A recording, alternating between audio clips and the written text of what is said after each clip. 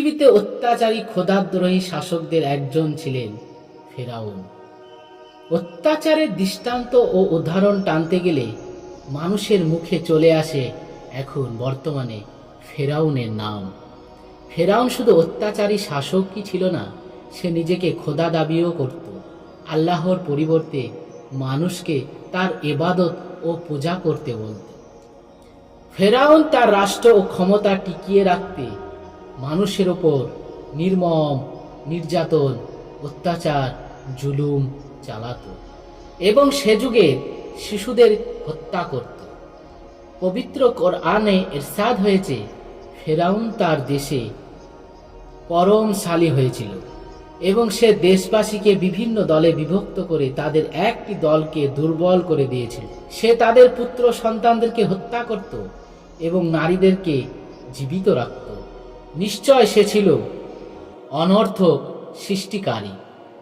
পবিত্র কোরআনের ২৭টি সূরায় সর্বমোট ৭৪ বার ফেরাউনের কথা উল্লেখ করা হয়েছে এবং খোদাদ্রোহী এই অত্যাচারীর করুণ পরিণতির কথাও তুলে ধরা হয়েছে। আসুন আপনাদেরকে সেই খোদাদ্রোহী অত্যাচারী জালিম বাদশাহ ফেরাউনের শেষ পরিণতি কি হয়েছিল আপনাদের সামনে তুলে ধরি। ইতিহাসের বর্ণনামাতে ফেরাউন কোনো ব্যক্তির নাম নয়, এটি তৎকালীন মিশরের সম্রাটদের উপাধি। কিবতী বংশীয় এই সম্রাটরা কয়েক শতাব্দী ব্যাপী মিশর শাসন করেছেন। ওই সময় মিশর সভ্যতা সমৃদ্ধির শীর্ষে পৌঁছে গিয়েছিল। লাশ মমি করা, পিরামিড তৈরি প্রভৃতি তাদের সময়কার বৈজ্ঞানিক উন্নতির প্রমাণ বহন করে। হযরত মুসা আলাইহিস সালামের সময় পরপর দুজন ফেরাউন ছিল। লুইস গোল্ডিং এর তথ্য অনুযায়ী জালিম ফেরাউনের নাম ছিল দ্বিতীয় রামাসিস, আর ডুবে মরা ফেরাউন ছিল তার পুত্র মানে পোতে মারপেন পোতা। মুসা আলাইহিস সালামের যুগে মিশরের বাদশাহ ফেরাউন ভীষণ অত্যাচারী ছিল। তার উজির হিসাবে নিযুক্ত ছিল হামান নামক এক ব্যক্তি। এই হামান ফেরাউনকে দুনিয়ার বাদশাহ হবার স্বপ্ন দেখাতে লাগলো। প্রজারা যাতে মূর্খ হয়ে থাকে এবং তাকে খোদা বলে মান্য করে, তার জন্য নানা যুক্তি পরামর্শ ফেরাউনকে দিতে লাগলো এই হামান। হামানের পরামর্শ মতো ফেরাউন পাঠশালা, মক্তব, রাজ্য থেকে উঠিয়ে দেশময় প্রচার করে দিলেন যে কেউ আর লেখাপড়া শিখতে পারবে না। রাজার আদেশ অমান্য করলে সব অংশে তার গর্দান যাবে। প্রজারা ফেরাউনের আদেশ মতো চলতে লাগলো। সারা দেশে কিছুকালের মধ্যে একেবারে গণ্ড মূর্খে পরিণত হয়ে গেল পুরো মিশর সাম্রাজ্য। তার উদ্দেশ্য সিদ্ধ হওয়ার পর তিনি প্রত্যেককে একটা করে নিজের প্রতিমূর্তি দিয়ে তাকে সৃষ্টিকর্তা এবং উপাস্য বলে পূজা করতে হুকুম দিলেন এবং প্রজারা তার আদেশ মতো ঠিক সেইভাবেই ফেরাউনকে তার মূর্তি পূজা করতে লাগলেন। এই সময় আল্লাহ তাআলা মুসা আলাইহিস সালামের উপর ওহী নাজিল করলেন এবং পথভ্রষ্ট মানুষকে সত্য ধর্মে ফিরিয়ে আনার দায়িত্ব দিলেন। আল্লাহর পক্ষ থেকে অর্পিত দায়িত্ব প্রাপ্তির পর একদিন মুসা আলাইহিস সালাম তার বড় ভাই হারুন আলাইহিস সালামকে নিয়ে ফেরাউনের দরবারে এসে হাজির হলেন। ফেরাউনকে উদ্দেশ্য করে মুসা আলাইহিস সালাম বললেন, আপনি যে নিজেকে খোদা বলে প্রচার করছেন তা অত্যন্ত অন্যায়। সর্বশক্তিমান আল্লাহ ছাড়া আর কেউ মানবের উপাস্য নেই। আমি আল্লাহর প্রেরিত রাসূল এবং পয়গম্বর। ফেরাউন তাকে তাচ্ছিল্য করে তার উপর এবং তার ধর্মের বিশ্বাসীদের বিভিন্নভাবে নির্যাতন চালাতে লাগল। তার নির্যাতন বেড়ে যাওয়ার পর আল্লাহর হুকুমে মুসা আলাইহিস সালাম তার অনুসারীদের নিয়ে মিশর ছেড়ে যাওয়ার উদ্দেশ্যে রওনা হলেন। পবিত্র কোরআনে বর্ণিত আছে, আমি মুসাকে প্রেরণ করি আমার নিদর্শন ও সুস্পষ্ট সনদ সহ পাঠিয়েছিলাম ফেরাউন ও তার পরিষদ বর্গের কাছে, তবু তারা ফেরাউনের জাতি ফেরাউনের নির্দেশ মতো চলতে থাকে।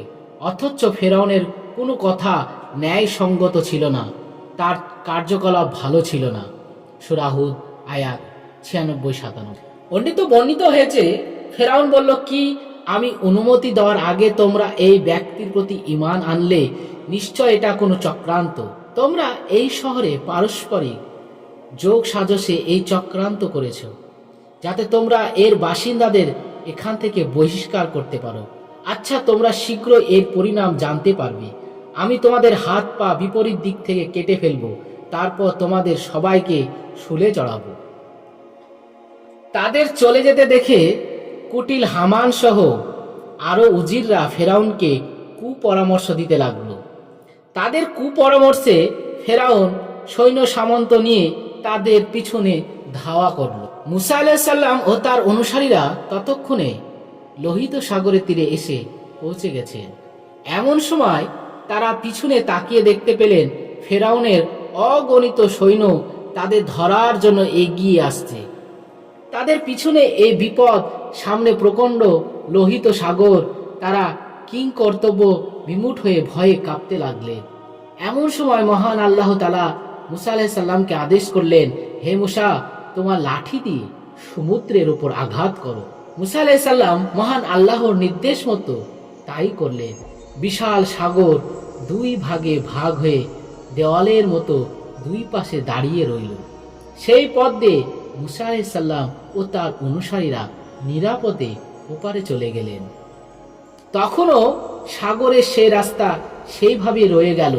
ফেরাউন তার লোকজন এবং সৈন্য সামন্ত সহ ওপারে এসে থামল। সে দেখল সাগরের মাঝে একটি আশ্চর্য রাস্তা তৈরি হয়ে আছে। সে মুসা আলাইহিস সালাম ও তার লোকজনদের ওপারে পার হতে দেখল। সে মুসা আলাইহিস সালাম ও তার অনুসারীদের আক্রমণ করতে তার বাহিনী নিয়ে লোহিত সাগরের সেই রাস্তায় নেমে পড়ল। যখন ফেরাউনের বাহিনী সাগরের মাঝামাঝি এসে পৌঁছালো, এমন সময় মহান আল্লাহ মুসা আলাইহিস সালামকে বললেন, তাড়াতাড়ি সাগরের উপারে তোমার লাঠি দিয়ে আবার আঘাত করো। মহান আল্লাহর হুকুম মতো মুসা আলাইহিস সালাম সাগরের পানিতে আঘাত করলেন। অমনি দুই দিক থেকে পানির খাড়া উঁচু স্রোত ফেরাউন ও তার সৈন্যদের উপর পড়ে তাদের ভাসিয়ে নিয়ে গেল। ধ্বংস হয়ে গেল ফেরাউন ও তার বাহিনী। পবিত্র কোরআনে আল্লাহ তাআলা বলেন, ফেরাউন ও তার বাহিনী জমিনে অন্যায় অহমিকা প্রদর্শন করেছিল। তারা মনে করেছিল তাদেরকে আমার কাছে ফিরে আসতে হবে না, সুতরাং আমি তাকে ও তার সৈন্যদলকে পাকড়াও করলাম এবং সাগরে নিক্ষেপ করলাম। এবার দেখ জালিমদের পরিণতি কি হয়ে থাকে। ফেরাউন লোহিত সাগরে মারা যাওয়ার পর আল্লাহ তাআলা বলেন, আজ আমি তোমার দেহটি রক্ষা করব, যাতে তুমি তোমার পরবর্তীকালের মানুষের জন্য নিদর্শন হয়ে থাকো। আমার নিদর্শন সম্পর্কে বহু লোক গাফেল হয়ে আছে। ফেরাউনের মৃত্যুর বহু বছর পর 1907 সালে তার লাশ আবিষ্কৃত হয়।